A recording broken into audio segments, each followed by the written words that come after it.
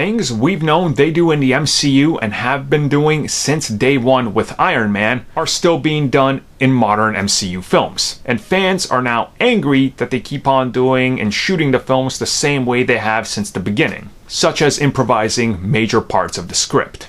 I don't know. I don't know.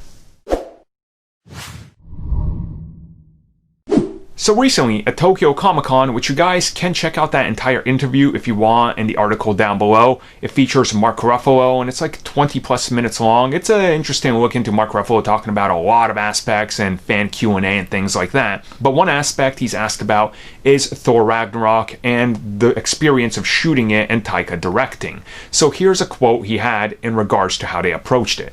And I quote, "We had a lot of fun. Actually, Chris Hemsworth, who is here, Chris Hemsworth and I did Thor Ragnarok together, and we basically improvised the entire script. And we had an amazing time with Taika Waititi.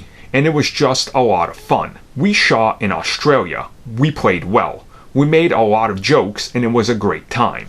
And I've seen an amount of anger in regards to this, and I'm lost as to why. We know that originally Iron Man, they had an idea for a script, but they were meeting a deadline. They were just like, look, we're going to get the cast together. You embody these characters. Say whatever lines you think your character would say right now. We're going to shoot this, and it's going to be quick because we got to get this movie out by the time because the recession is coming, and it's going to be hell. And they did it, and they started doing this for a lot of other films. Now, why would people be surprised that Taika, out of all people, who says he likes to have his actors experiment with lines and improv and try to see if they can take it in a different direction because they understand their character the most, would not let them do that? I mean, it makes sense again, and you can genuinely tell if you watch Thor Ragnarok that all the actors had a great time. They were having fun. Mark Ruffalo as the Hulk, Chris Hemsworth as Thor finally didn't look miserable in a Thor movie like he did in the second one and parts of the first one. You could tell he genuinely loved what he was doing. He was having a great time. Even when he was supposed to be serious, you could see he was having fun. And that's kind of the thing with this movie. Everybody seems to be having fun on the set. And if you're having fun on the set, that translates to the final product.